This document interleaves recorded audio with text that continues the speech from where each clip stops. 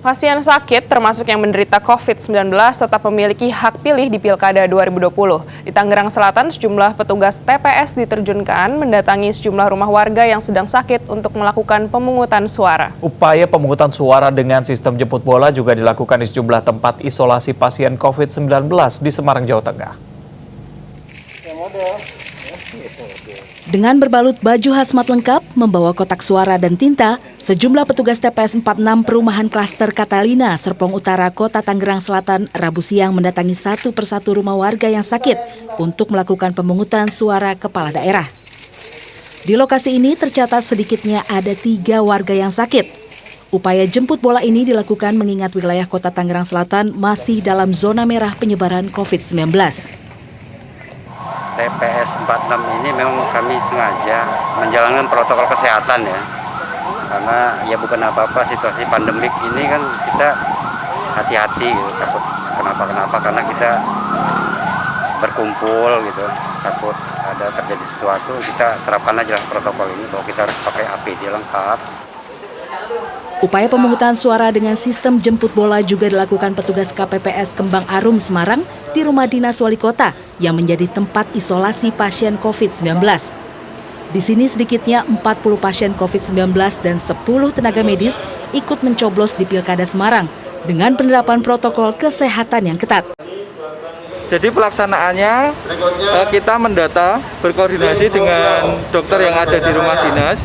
Itu ada beberapa pasien yang sudah punya hak pilih, jadi kita buatkan A5 untuk mendapatkan hak pilihnya. Kemudian untuk logistiknya itu diambilkan dari TPS 40, itu TPS terdekat dari rumah dinas. Selain di rumah dinas wali kota, pemungutan suara 120 pasien COVID juga dilakukan di kantor Badan Diklat Kota Semarang yang juga dijadikan tempat isolasi COVID-19. Tim Liputan, Transmedia.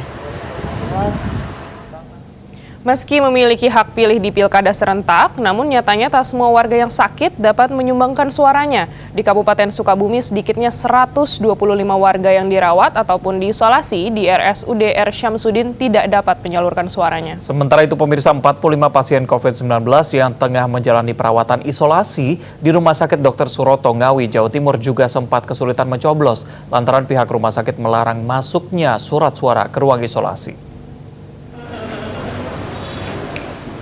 Kesibukan pemungutan suara bagi pasien sakit tidak tampak di RSUD R. Syamsuddin, Kota Sukabumi, Jawa Barat. Sedikitnya 125 pasien yang dirawat ataupun diisolasi di rumah sakit ini tidak dapat menyalurkan suaranya di Pesta Demokrasi Pilkada Serentak Pemilihan Bupati Sukabumi periode 2021-2024. Tempat pemungutan suara TPS Mobile yang menjadi garda terdepan menjemput bola suara pemilih di rumah sakit hanya berlaku di ruang lingkup wilayah administratif Kabupaten Sukabumi. Sejumlah warga pun menyayangkan tidak adanya petugas KPU yang menjemput suara mereka yang sedang sakit maupun dalam perawatan. Yang nggak tahu sih, nggak ada ini petugasnya ke sini. Udah berapa hari Bu dirawat di sini? Enggak, baru datang. Dari sana juga nggak bisa diwakilkan kan? Betul. Iya, nggak bisa diwakilkan. Jadi ya terserah. Jadi ya gitu aja lah ya. Gitu. Terserah itu yang petugas itu KPU aja. Sementara itu, KPU Kabupaten Sukabumi menegaskan pihaknya tidak memiliki kewenangan menyalurkan logistik pilkada keluar dari wilayah administratif Kabupaten Sukabumi, yakni sebanyak 47 kecamatan. Meski begitu, pihaknya tetap optimis dengan target partisipatif mencapai 77,5%. Pemilih yang posisinya berada di luar Kabupaten Sukabumi, baik karena sakit ataupun apapun, kami sudah rakorkan dengan provinsi terkait dengan pemilihan tersebut. Nah, kebijakan yang diambil adalah memahami pemilihan kepala daerah. Hingga Rabu siang, upaya petugas KPU Kabupaten Ngawi membujuk pihak Rumah Sakit Umum Daerah Dr. Suroto Ngawi untuk memasukkan surat suara ke ruang isolasi bagi 45 pasien COVID-19 berujung penolakan. Pihak rumah sakit bersikeras melarang karena surat suara yang masuk dinilai bisa menimbulkan klaster baru COVID-19. Pemilih tidak bisa langsung menentukan pilihan melalui media surat suara tersebut.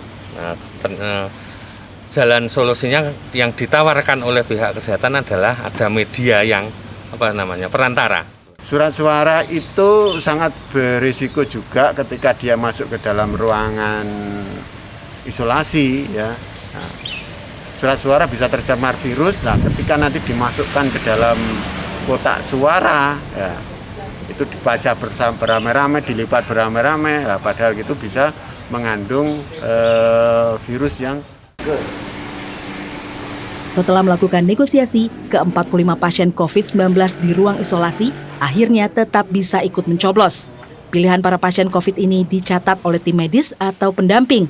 Pilihan itu selanjutnya dituangkan dalam surat suara oleh tim medis dengan disaksikan petugas KPU dan juga Bawaslu Ngawi.